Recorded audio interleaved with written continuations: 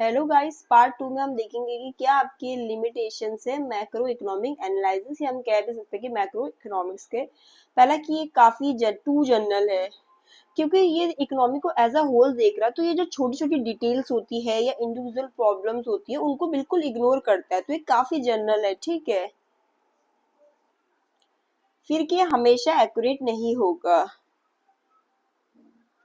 Macro economics की productions गलत भी जा सकती है क्योंकि फ्यूचर अनसर्टेन होता है, इस वजह से ये आपका बहुत सारे एजम्पशंस पे बेस्ड होता है, जो ऐसा हो नहीं कि रियल लाइफ में वो सही हो।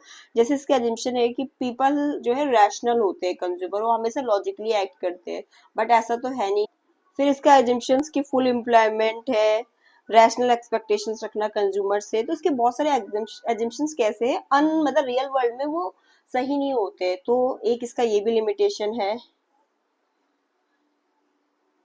फिर है कि इसके जो रिजल्ट है उसमें भी काफी डिलेड होती है, क्योंकि कभी कभी हम जो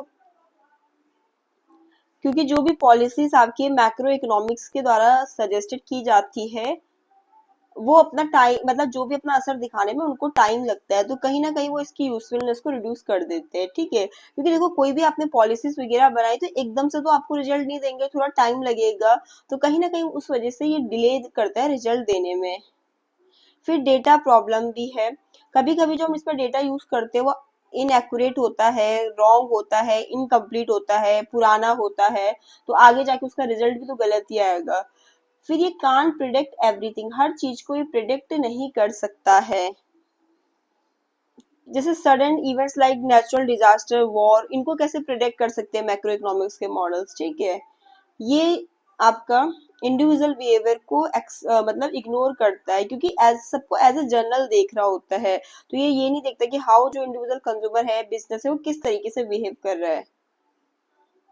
डिफिकल्ट टू अप्लाई, इवन क्या होता है कि जो आपकी अच्छी इकोनॉमिक पॉलिसी होती है ना उनको भी अप्लाई करने में थोड़ी डिफिकल्टी होती है, क्योंकि इतना पॉलिटिक्स है, इतना करप्शन है, इस चीज की वजह से। फिर है आपकी चेंजिंग इकोनॉमी।